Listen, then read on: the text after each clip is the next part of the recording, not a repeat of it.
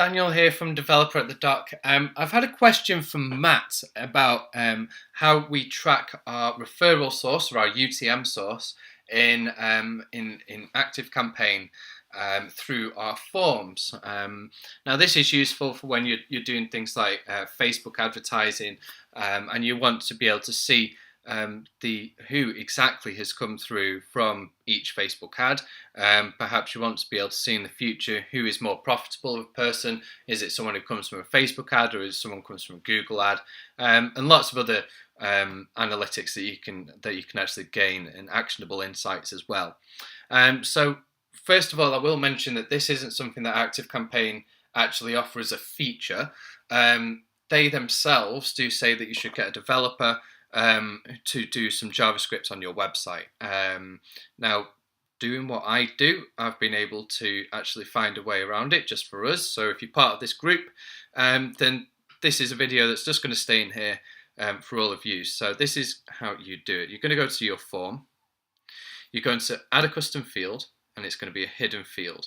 Now, in this example, we are using the UTM source. So we're just going to do that UTM source there, all lowercase. Okay, that's going to go into my field, and we're going to pull that down into the form. Now don't worry, this isn't going to appear anywhere on the front page, and I'll show you that in a second. I'm going to go integrate, save and exit, and then we're going to do manage fields, and then UTM source here. We're going to click edit, and right in the middle, UTM, and between the S we need to put an underscore, and there's UTM source and UTM source here. Now I'll just show you around. So default value, I'm going to put organic, okay, because this is going to be this isn't necessarily going to be entered. If someone comes directly from a link, then they may not have a UTM source attached to their visit. And then in advanced options, you can choose which lists this applies to as well. So if you're running, for example, more than one company from your ActiveCampaign account, this is very useful to kind of make sure that you're not filling up lists with fields that you don't need for that organization. So we're just going to save that in here.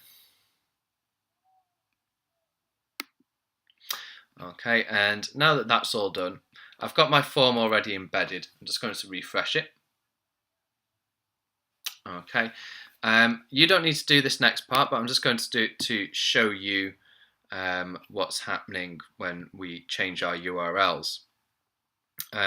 So this field here is the hidden field that we've just created, and as you can see, it's kind of around there on the page. So it's at the moment the value is organic and the data name is UTM source.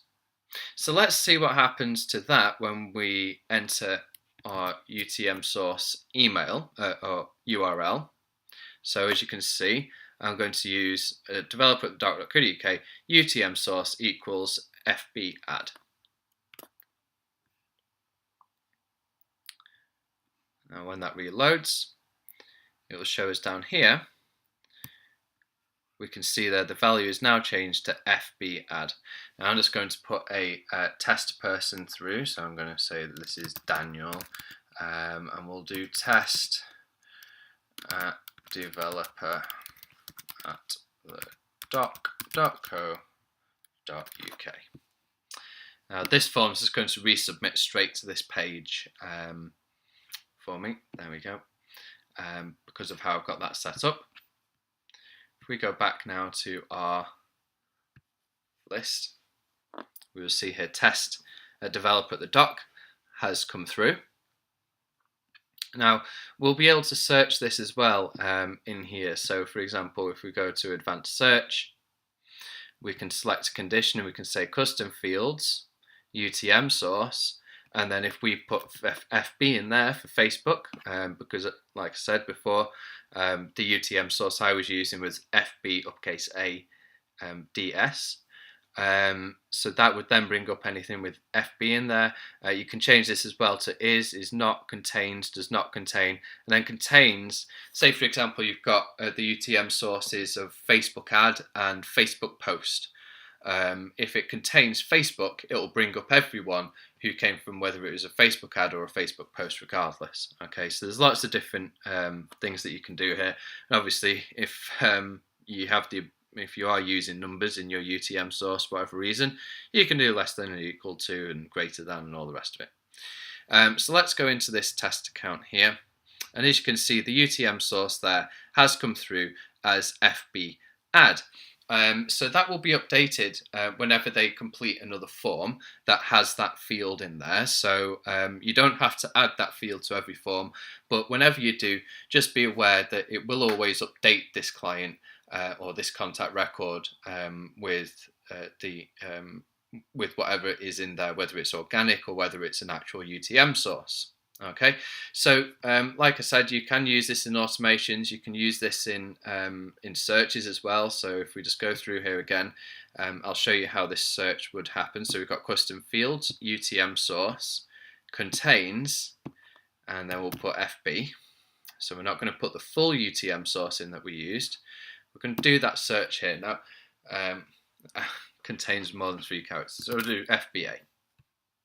So we'll do search there. Now, whilst that's loading, because it does take some time, even when you've only got a couple of test contacts in there, you can, if you go into conditions set, you can save a segment, which a segment is something that you can use when you're sending out a campaign, so a one-off email. You can also use it in automations during things like split testing. You can use it within your emails for the conditional content blocks. So for example, if you only want to show something in an email to people who have been a Facebook ads referral, then that's absolutely fine. You can use that save segment, and you can save the search as well. If you just want to be able to see a list of those people. And there we are. So we've got test@developer.doc.co.uk, and that's come up because they have met this condition. Okay, so that's how you do that. And that goes the same, just follow this whole same process for UTM campaign and any of the other UTM tags that you want to track as well. You can also use this obviously for any of your other URL parameters. Just use the same kind of thought process with it. So you have to name the field with the parameter that you're going to use. You then have to change the tag to the type of parameter to the same thing, and then just make sure it's working by doing what we've just done and put a test through there. So if there's any questions on this at all, please let me know. I'll be more than happy to help you out. I understand that it's going to be something that you might have questions about setting up. You might just want me to kind of have a look through your account once you have put everything in place. That's absolutely fine as well. I can log in from my end into your account. So if you want me to have a look, just let me know and I'll do that for you. All right, thank you very much for the question, Matt, and I hope this answered it for you.